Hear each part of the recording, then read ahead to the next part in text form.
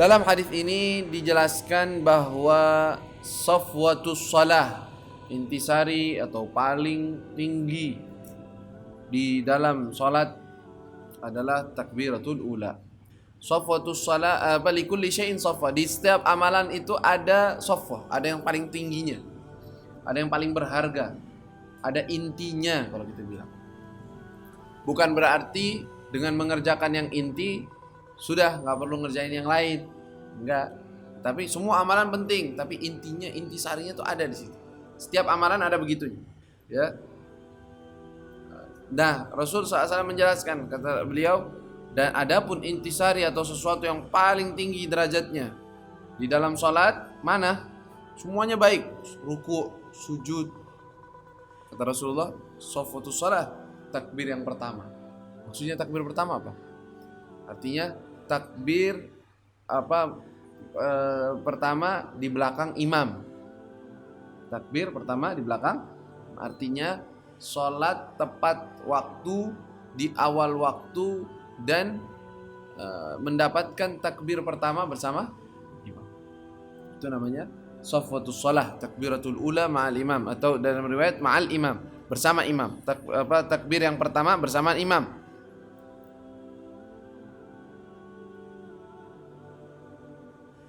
Dan makna juga daripada intisari dari sholat, yaitu apabila seseorang dia menjaga takbir pertamanya dengan benar-benar khusyuk dan menghadirkan hati, maka yang lainnya bisa gampang untuk khusyuk dan hadir hati. Karena itu intisarinya. Intisarinya di waktu pertama, takbir yang pertama, Allahu Akbar. Kalau dia hadirkan hati dia bahwa yang paling besar, yang paling agung, yang paling dimuliakan adalah Allah, Allahu Akbar. Dia masuk ke dalam sholat dan dia sadar sekarang dia masuk ke dalam sholat menghadap Allah. Kalau dia sudah begitu, yang lainnya jadi nyusul, bagus. Tapi kalau dia startnya jelek, awalnya jelek, yang lain juga biasanya jelek, ya. Karena ini adalah awal permulaan dari suatu amalan, takbir pertama dengan imam. Jadi di sini ada dua makna. Makna pertama, takbir pertama itu adalah inti, takbir di belakang imam atau bukan. Tetapi makna kedua, maksudnya Rasul SAW adalah takbir di belakang imam. Artinya kalau imam sudah siap,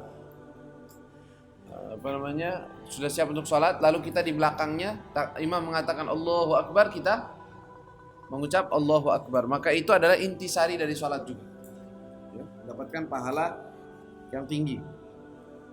Jadi yang disebut dengan fadilah takbiratul ihram, ya, fadilah takbiratul ihram dengan imam.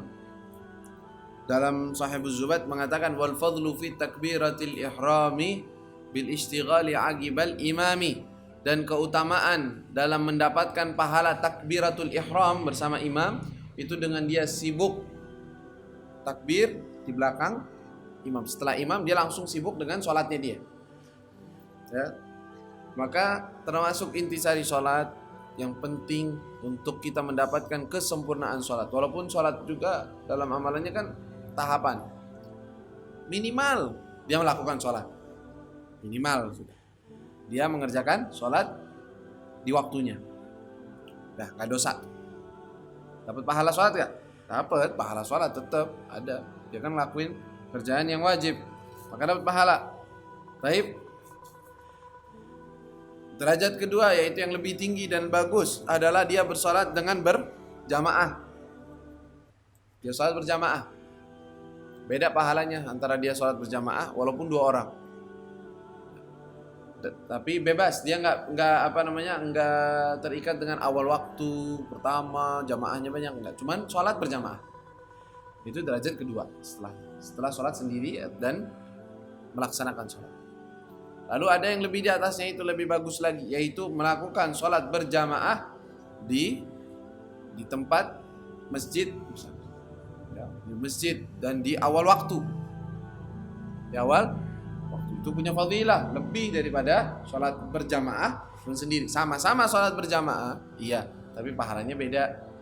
Pahala awal waktunya dan pahala berjamaah lebih banyak, itu lebih mendapatkan nilai plus di situ. Ya, baik. Dalam sholat berjamaah pun Beda-beda.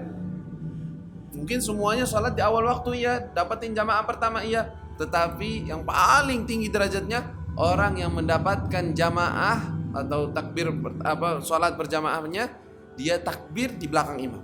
Bukan harus berada di belakang imam, bukan. Tetapi setelah imam Allahu Akbar, dia udah siap, udah siwak, udah rapi, udah di shaf. Imam bilang Allahu Akbar, dia Allahu Akbar. Nah ini inti. Ini lebih tinggi derajatnya daripada yang lain. Ya. Makanya dibilang shafwatus shalah. Itu salah satu makna hadis ini. Dalam hadis yang lain Rasulullah SAW bersabda, "Man wadhaba ala takbiratil ula ma'al imam 40 yawman kutibat lahu bara'atun minan nifaq wa bara'atun minan nar." Siapa orang yang bisa istiqomah langgeng 40 hari takbir di belakang imam, dapetin takbiratul ula belakang imam, tapi 40 hari dia seperti itu, rajin sholat di awal waktu bersama imam. Tidaklah imam melakukan takbir kecuali dia udah siap. Ya. Siapa yang bisa 40 hari seperti itu istiqomah, maka dia dituliskan 2 kebebasan. Terbebas pertama dari sifat kemunafikan. Sifat munafik itu hilang dari hatinya. Itu kan jelek, itu sifat. Dan yang kedua dituliskan dia bebas dari api neraka. Dia terbebas dari api neraka. Luar biasa, makanya sangat ditekankan sekali oleh para ulama, para asatidz, para syuyukh, al-murabbin yang yurabbun, yang mendidik, benar-benar mereka mendidik muridnya memperhatikan urusan ini. Bahkan sering seperti guru kita Al-Habib Umar, di waktu mau sholat beliau sebelum takbir beliau mengingatkan shafwatus shalah takbiratul ula ma'al imam. Untuk hadis ini shafwatus shalah takbiratul ula ma'al imam, biar yang lain ingat, iya harus hati-hati. Terus beliau sering mengatakan, membawakan ucapan salah satu ulama ya Hadramut, idza ra'aita talibal ilm la yahris 'ala takbiratul ula ma'al imam famfid yadaik minhu. Kalau engkau melihat, jadi beliau bilang aja gitu sebelum salat, mengingatkan, kalau engkau melihat seorang talibul ilm, pelajar, dia tidak peduli dalam menjaga dan mendapatkan takbiratul ihram dengan imam, maka lepas tanganmu dari orang tersebut. Maksudnya jangan diajarin tuh orang. Ini orang nggak ngerti jalannya. Artinya apa? Dia nggak paham, belum mengerti tentang fadilah dan bagaimana apa saja yang perlu diutamakan. Artinya begitu, bukan berarti diusir dari pesantrennya, enggak, atau diusir nggak usah belajar ente, takbiratul ihram, enggak, besok jangan belajar lagi. Wah kayak gitu nggak dapat murid ente. Bukan gitu. Artinya ini sebagai motivasi, bukan sebagai pengusir, tetapi motivasi. Artinya ya Allah, saya kan talibul ilm, saya kan menuntut ilmu, masa saya nggak menjaga? Harusnya saya membenahi diri. Itu maksudnya. Bukan besok udah deh Bib, ana mau pamit, ana nggak bisa takbiratul ihram, berarti saya juga harus nggak usah belajar. Ini salah paham, bukan gitu. Maksudnya adalah jangan seperti itu. Artinya jaga. Ini harus ente dahulukan juga loh. Jangan ente anggap remeh. Sering beliau Al-Habib Umar ketika habis sholat, kadang-kadang Assalamualaikum kan sunnahnya imam untuk berbalik. Seperti Rasulullah SAW setelah sholat, imam berbalik ke arah makmum. Tetapi riwayat yang paling banyak Rasulullah menghadap ke kanan aja. Artinya menghadap, kalau dia sholat begini menghadap ke sana. Kalau dia mihrab begini ke sana. Imam seringnya begitu Rasulullah SAW. Sunnah itu. Tapi dia ngerjain begitu. Habib Umar biasanya kadang-kadang ngeliatin belakang. Masih ada yang berdiri nggak setelah rakaat pertama? Maksudnya ada yang ketinggalan rakaat nggak muridnya? Lihatin, kalau dia masih sedih. Kadang-kadang udah didiemin sehari, nanti kelamaan diingetin. Ini kenapa kok saya lihat masih banyak yang berdiri setelah rakaat kita sholat? Berarti ada yang ketinggalan. Apa nggak ini? Nggak sadar masih? Apa nggak berbenah? Saya kadang-kadang lewat, waktu sudah mendekati waktu sholat, ada orang-orang masih ngobrol di luar. Ada orang-orang baru mau masuk kamar mandi, padahal kamar sholat sudah dekat. Dari tadi kemana dia? Ada orang masih sibuk baca-baca sesuatu di tengah jalan. Ya kan ini waktu sholat udah waktunya. Waktunya sholat berarti masuk ke masjid. Duduk, tungguin sholat. Bukan sibuk di luar. Nah, ini. Mereka begitu. Maksudnya memperdulikan hal tersebut, nggak dianggap remeh. Nggak dibilang apa? Yang penting ente belajar, ente rajin. Yang penting ente pandai dalam ceramah. Yang penting ente hafalan ente banyak. Enggak. Ya itu dipentingkan. Kalau nggak lulus ente, nggak naik kelas. Tapi yang ditekan terus, sholat, takbiratul ihram. Bagaimana kalian sama sholat kalian? Jadi ini harus kita jadikan sebagai pedoman kita untuk kita amalkan, yaitu menjaga takbiratul ihram dengan imam. Terkadang kalau seandainya yang namanya manusia kan ada aja, ya, ada kekurangan, kelalaian. Nah kalau seandainya para ulama kita, para salaf, kadang-kadang mereka mengulang sholat. Kalau seandainya sholatnya tidak mendapatkan takbir ula dengan imam. Sholat nih, dapat jamaah tapi jamaahnya udah sholat. Gimana kita? Tungguin bikin jamaah kedua atau sholat dulu? Jangan nungguin jamaah kedua, ini udah ada jamaah sholat. Kecuali kalau mereka sudah habis, selesai dan ada jamaah kedua.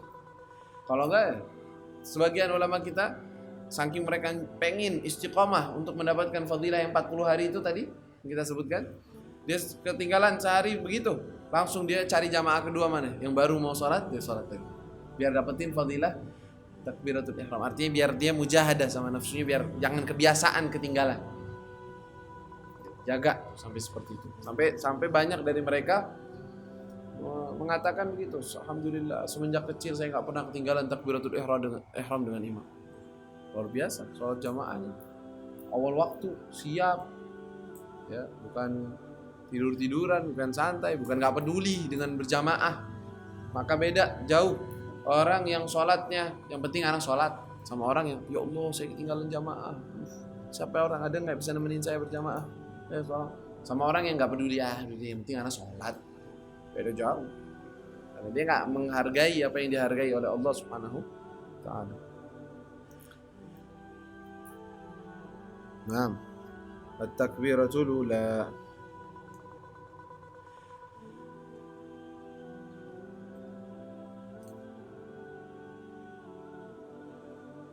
Maka dalam hadis ini mengajarkan kepada kita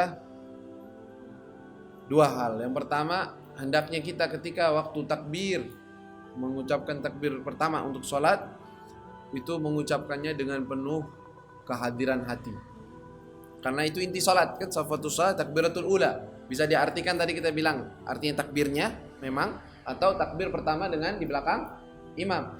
Maka seseorang hendaknya ketika dia akan mengucap Allahu Akbar salat, menghadirkan hatinya dulu, ngingetin. Makanya kan disunnahkan untuk mengucap niat usolli fardhu dhuhri, untuk ingat sekarang saya mau salatnya zuhur 4 rakaat sebagai makmum lillahi ta'ala, untuk Allah, cari ridha Allah.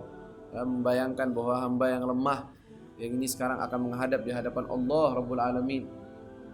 Ya. Ketika dia takbir, Allahu Akbar, maha agung, maha besar Allah, dengan penuh pengagungan, penghormatan. Begitu.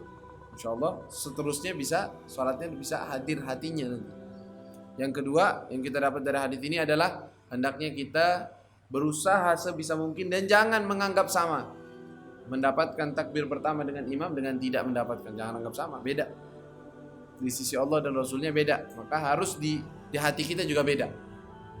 Alhamdulillah saya bisa istiqomah hadir. Oh Allah hari ini gak bisa hadir, berarti ada sesuatu yang kurang.